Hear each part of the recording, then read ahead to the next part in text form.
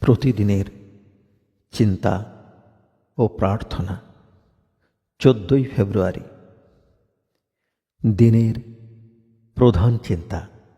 আমরা যদি উচ্চতর গুণগুলিকে বিকশিত করিতে চাই, তবে আমাদের ধৈর্যশীল, অধ্যাবসায়ী ও নিষ্ঠাবান হইতে হইবে। মুখস্থ করা যায়। নিরঞ্জন ভক্তের চিত্ত হয় পুষ্ট জগৎ জননের স্তন্যপানে। হৃদয় স্পন্দন তার বাজে ছন্দ সুরে, জীবন সঙ্গীতে অখণ্ড মিলনে। ধন্য তুমি, করেছ বর্ষণ এই দ্বন্দ্বময় পৃথিবীতে তোমার মধুর আশীষ আর শান্তি ভরা প্রেম।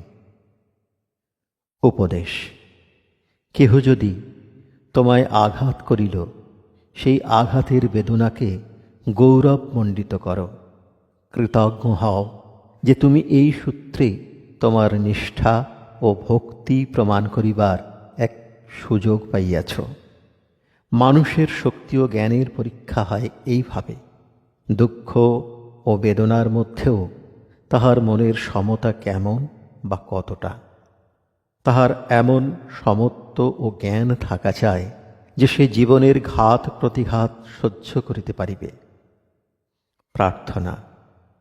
হে প্রভু, আমি যেন একাগ্র ভক্তি ও অবিচলিত বিশ্বাসের সহিত তোমার পথ অনুসরণ করিতে পারি।